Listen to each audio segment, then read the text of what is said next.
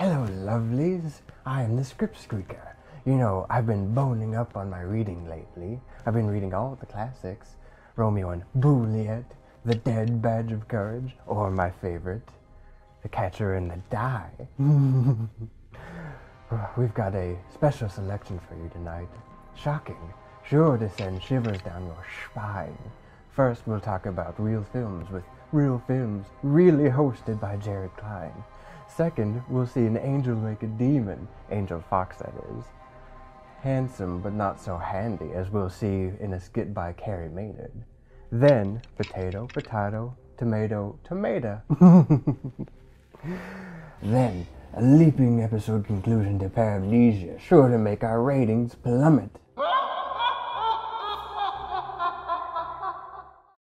Dude, where you been out all day?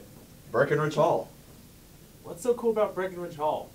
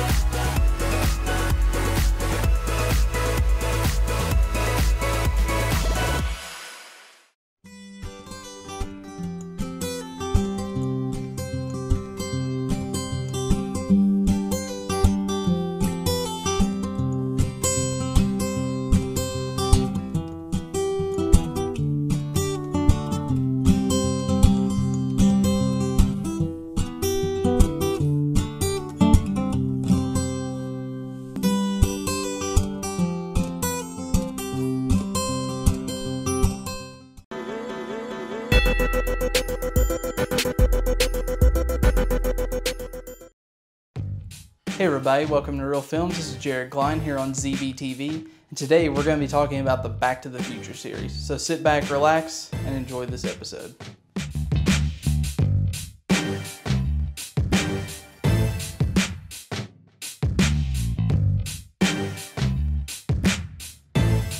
Back to the Future is one of the most innovative franchises in cinema history.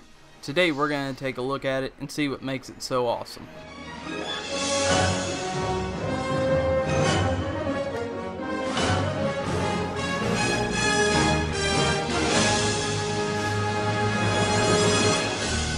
There are 3 films in the Back to the Future series: Back to the Future Part 2, and Back to the Future Part 3. Watch this, watch this.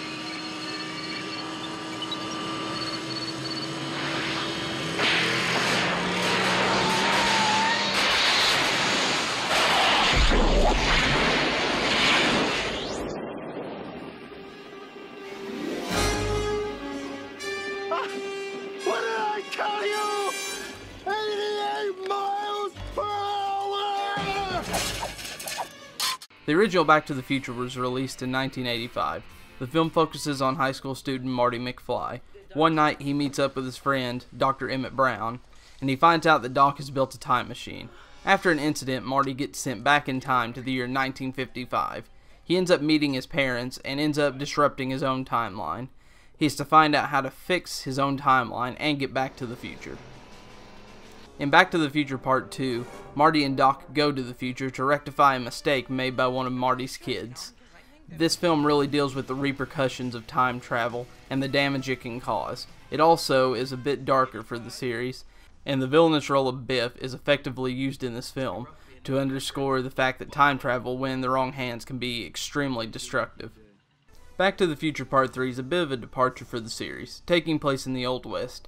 Here, once again, the goal is to get back to the future for Marty and Doc, but new love interest and some serious car trouble make that quite difficult, and they really have to think outside the box to get back home.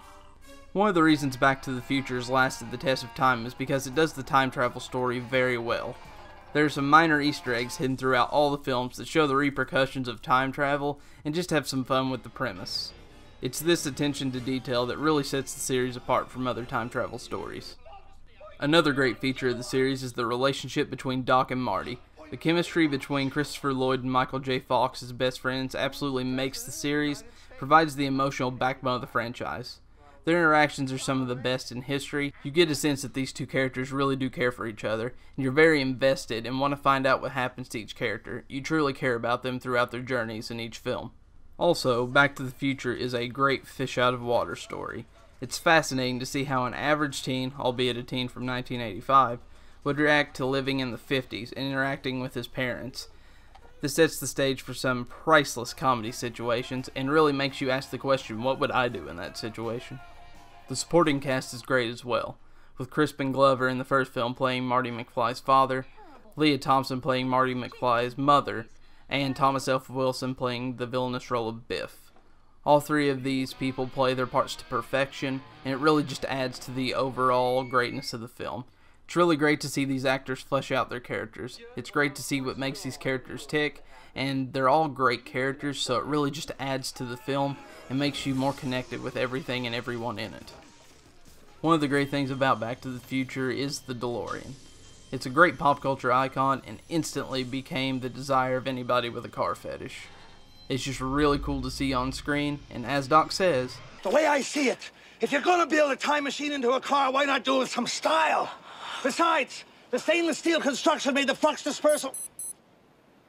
Look out!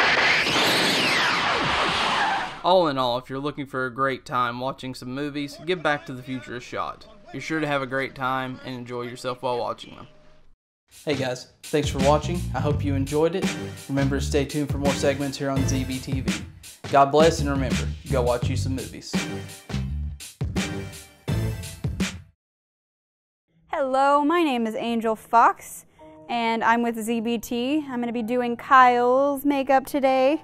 Doesn't he already look precious? We're going to make him look a lot more precious. So today we're going to be turning Kyle into a demon. We are not going to be using these horns. This is just to hold back his hair. Isn't it just fitting?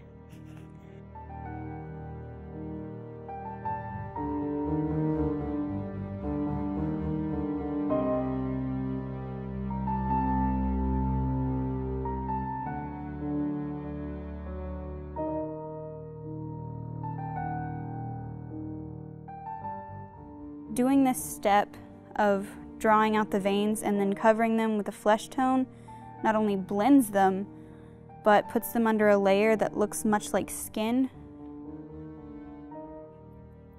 It makes it look like the veins are actually under the skin rather than just laying on the top.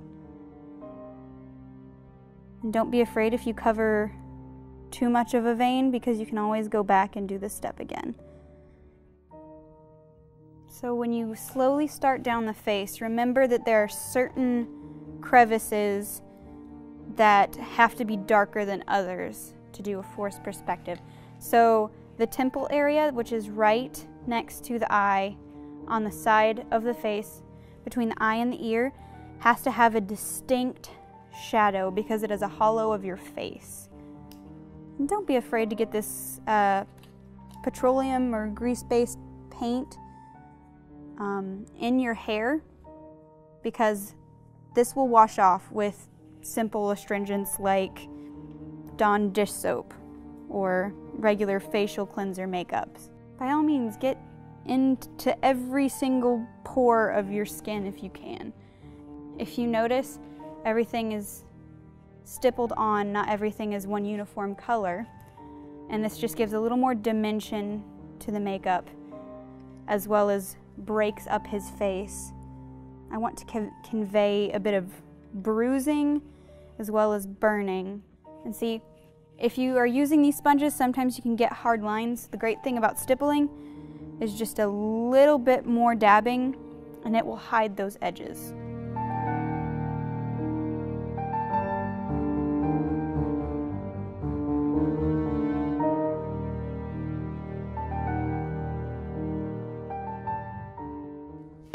this is our final look.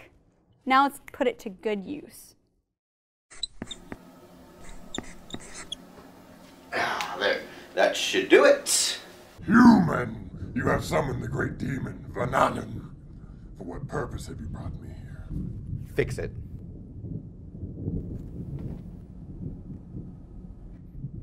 It's broken. This is a waste of my time. Look, man, come on. You're the only one who can do it. Please? Did you call tech support? Yes. And? They asked if I tried turning it on and off again. And then I took it to the university tech support, and then they said that they won't fix it because it's not a university laptop. So, why don't you just ask for another laptop? I like this one, and I got some things that I like to keep. So, you're going to give me your soul so I can fix this laptop? Look, if you're not going to fix it, man, I'll just go. No. I mean, I'll do it. Okay. Okay. And it's fixed. Sweet, thanks, man. Try deleting the cookies next time. Right. You are forbidden to summon any demons ever again.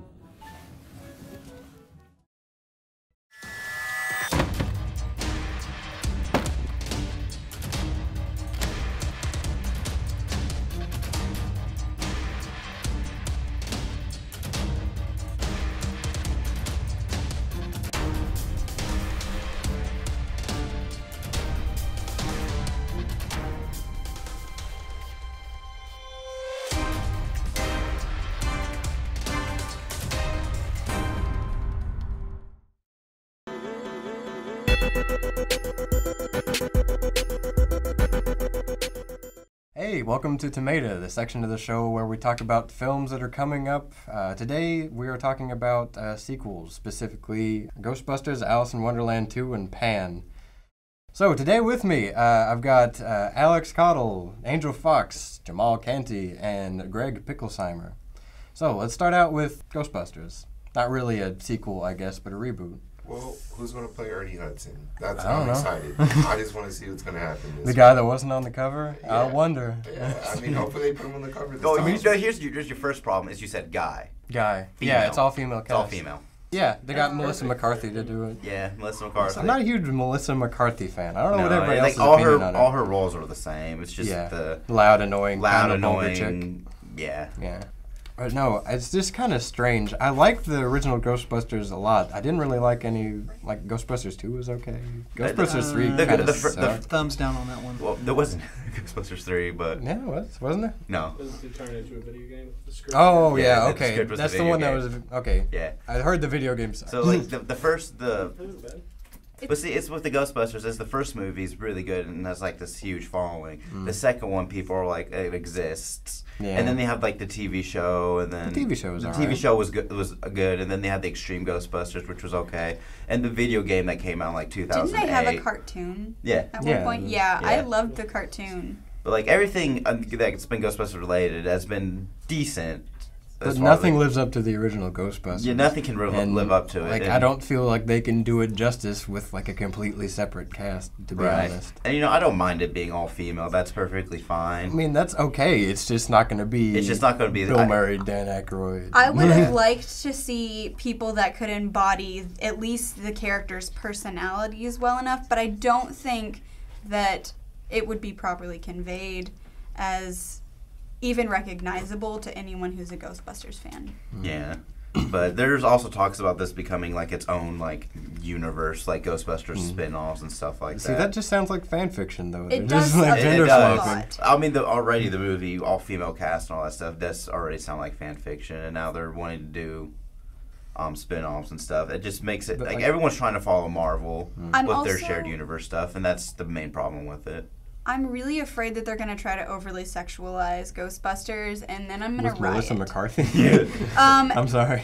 Bridesmaids, she made a lot of sexual jokes, and the thing is, Ghostbusters is about ghosts. not to sexualize this a lot. It does seem a lot like a fan fiction. I think the only positive we can get out of this entire thing is, hey, finally, another Ghostbusters movie, just not with the same actor. But did we really need another Ghostbusters movie? I think No. not. No. I think the first one we should have The stopped. first one should have been it. I mean, they made the second one. That's understandable, It was but okay.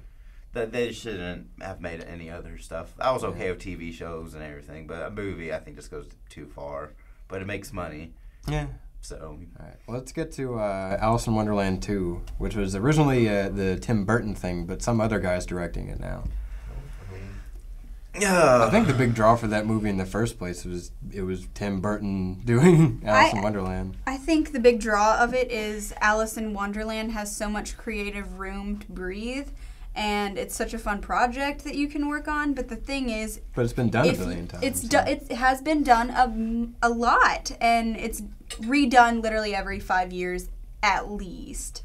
Yeah. And I wasn't even a big fan of the original that this one's going off of, the Tim Burton one. I want to see what they do with the plot, because they had a very closed-ended plot. Either That they have to included bring everything. either they have to bring Alice's adventures around the world, which I think would be kind of interesting as like a side project or a short, because she's going all across the world doing trading and that kind of thing that her father was doing, but she still somehow has a connection to that world, and how is that world going to help her with There trading? was a spin-off novel series, I think it was around 2005 or something, that was like the Looking Glass Wars. It was basically, it was the same universe seen through like a different filter, so that Alice was actually like a princess and the Hatter was like this militant sort of. And I thought that was really interesting, and I think they could probably, if they really wanted to, turn it into something that's reminiscent of that. They could take it a new direction, not so much as a sequel, but as a retelling of the same story. Yeah. Which it already tried to do and failed. Just as long as I think if they just work on everything else is fine. They just need to work on the dialogue and the character development, and then everything else will be fine. And the cinematography, actually. But, yeah. Let's not go into Tim Burton. One thing at a time. Helena Bonham Carter, if I get to see her in Banishment as the Bloody Red Queen, I think I'll probably laugh, because Alosevich Stain will absolutely try to stab her at every point. I think that kind of allegory, like them fighting and literally being tied to each other, physically tied to each other, and having to like battle it out like, to see which one dies first, so they like can Monkey separate. King levels of ridiculousness. That would be cool. Well, I think we should probably wrap this up before we go over like the 20 minutes allotted for the entire show. Okay, we'll be right back after the commercials. Hey there, ever wish you knew how to control fire? Or had a mini version of yourself? Or you could be anywhere you want with a snap of your fingers? Well then, become a part of Convergent Media. For more information, go to moreheadstate.edu/convergentmedia.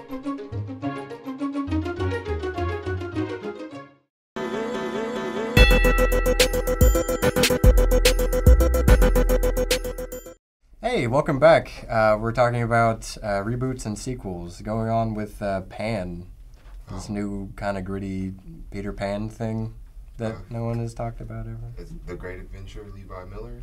No, You just looked that up. I mean, I kind of did just look it up, but you know. Well, yeah, I think the only who's playing Blackbeard? Hugh Jackman. Hugh Jackman. He's like the only person that I know from the cast. I think. Well, it's keeping on with Disney's new tradition of making gritty reboots of their movies. Which is super weird. Yeah, because we got Cinderella, now we got Pan, we're doing Beauty Cinderella and the Beast. wasn't even like gritty. It was just live action and weird. Yeah. What are we talking Pan. about? Pan. Okay. It looks weird. I don't like it. It's essentially the story before the story that we all got as a child, where Hook is still kind of the good guy and is helping Pan out, which Peter Didn't they just do a whole series with Eddie Izzard as Hook that was awesome? Yeah, but it didn't have a lot of Peter in it. And the But thing I like is, Eddie it's Izzard, Peter. though. Yeah, I want more Peter. The thing Can we please have Eddie Izzard in another role where he has to be bald? But I'm not a big fan of like making Pan the hero, if that makes sense. I don't think because he I is. hate Peter Pan. I don't think he's the hero. In fact, he's such a child at this point that I don't think he's going to be the main focus. I think it's going to definitely be Hook and Blackbeard, and Pan's going to slightly be behind. It's going to be the opposite of the movie Hook, where they focused on Peter Pan. It's going to be called Pan, and they're going to focus on Hook. Exactly. I would be cool with that. All right, it's whatever. Especially with Gene Hackman. I mean, I like him. He's good. Yeah. I don't know. So, and Levi Miller. And Levi Miller. Levi Miller. That guy that you totally know. But he's such a cute kid. If you've seen any of the pictures, he's this bright, blue-eyed little boy with some sandy, blondish hair. So, yeah, I think I'll probably watch all of these, actually, but I won't like Alice in Wonderland. But I think all these movies are going to do good in the sense that they're going to make money, but I won't be lining up day one to see any of them. I might for Pan, because that's the only one that kind of interests me. Yeah, I think Pan is easily the best out of all three best out of them today. So, but who knows? I could know be how surprised. I Ghostbusters. I don't know, guys. Watch I don't think anybody knows how they feel about yeah, the no, I most think that's the thing Ghostbusters. about it. It's like no one knows how to feel about it.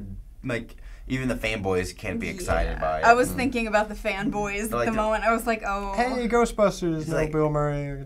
I think they're going to be disappointed because they're going to think, oh my gosh, another chance to see Bill Murray, and you're going to be really saddened by the fact that that's not what he's doing. The way you want to see him. Yeah. Bill Murray. He's doing a lot more like independent stuff. But anyway. Yeah. Anyways. Yeah. Okay, so I guess that wraps it up for today's Tomato. We'll see you in 2 weeks. 2 weeks. 2 weeks.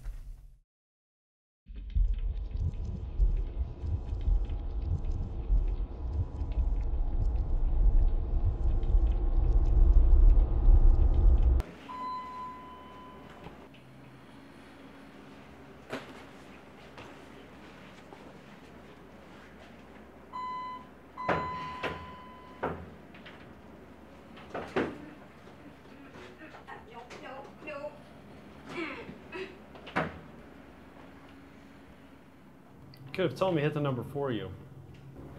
I didn't know you were there. Well, I probably wasn't. You knew? Yeah. Well, welcome to the building. My name is Jason. I'm the new resident elevator accident. Accident? Attendant. I mean attendant. I mean, I don't work or anything or get paid. I just hang out here a lot. Oh, I see. So, a freshman. What are you in for? I don't know. What are you studying? I don't know. Well, cool. What can you do with a degree in that? I don't know. A really circular major. Sure.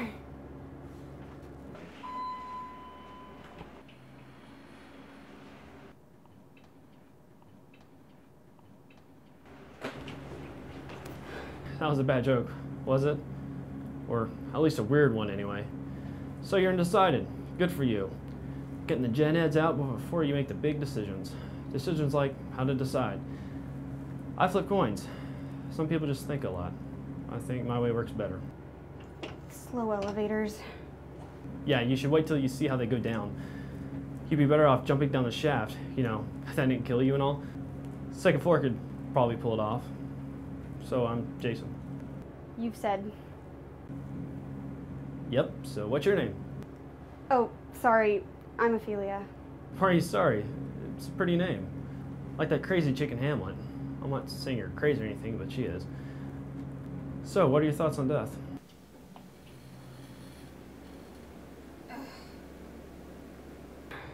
This is all my fault. That's a pretty grim way to think about death. Picked you for more of the optimistic type. I meant the elevator. I'm more of an afterlife kind of guy. Though the elevator is slow enough that I could probably spend an afterlife here. That's depressing. Sorry. Not you, the elevator. Oh, that's a heavy question. The elevator can handle it. Seems to handle me pretty well. I guess I can stand to gain a few pounds. You act like it's nothing. Everybody dies, it's a thing. We should probably have an opinion about it. Just another decision. I flipped a coin and heads been afterlife. What was tails? Probably something less horrifying. Life after death gets pretty boring, you know? Probably. And what happens after that? Forever is a drug. Like the elevator. The elevator's more of a climb. We're almost to your floor. Did you have to get off somewhere? Call me sometime. I'm sorry, that was creepy. It was nice to meet you, Jason the accident. My pleasure, Philia the aloof. Watch your step. I'll be seeing you soon.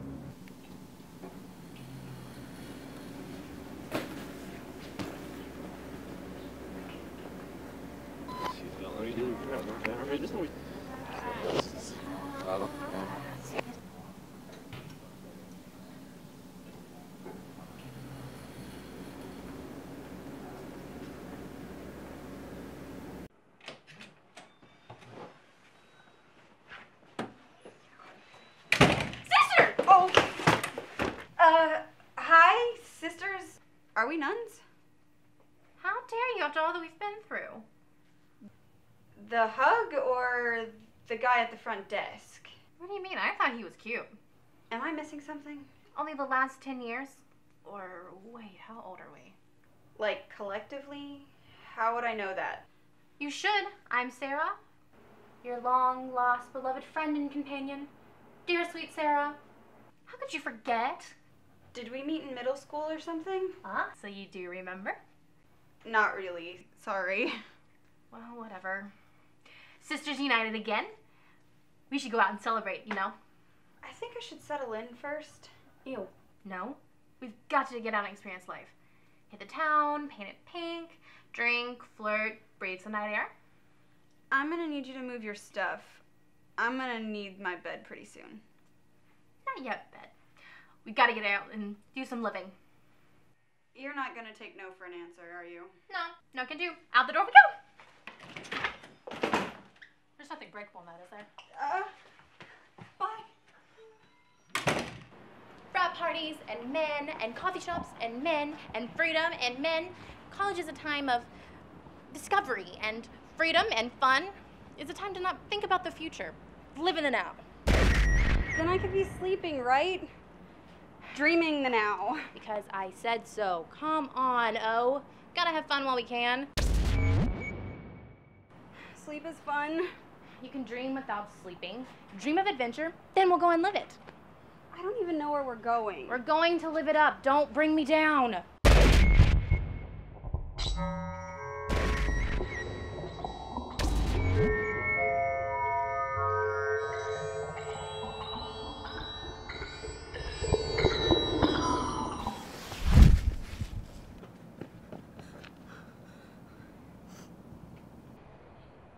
Ophelia, what's wrong? Did I say something? Are you okay, Ophelia? What is with you? Do something. He's dead. Go get help. Dead? Who's he? Are you okay? You need to calm down. What's wrong, weird girl? What do you mean? What are you? It's just another freshman. They always freak out on the first day. Well, get her some help. Isn't that your job? I don't need help. He needs help. Look, we're all in the same boat. You're tipping it. You need to calm down. Nobody cares. What? Call the clinic. Get a psychiatrist or something to come down here. That isn't how this works. Look, what's your name? Philia? You can either be okay, or I have to write a report. Please don't do that to me. Not on the first day. Damn it. Call the clinic.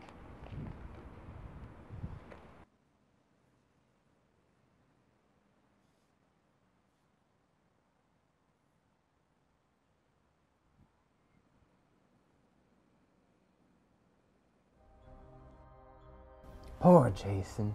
I wonder what the last thing to go through his head was. Probably the pavement. I hope that demon gets good pay. I'm sure he has great insurance. After all, he is the soul carrier. I hope you had a cool time with us today. Join us next time on ZBTv.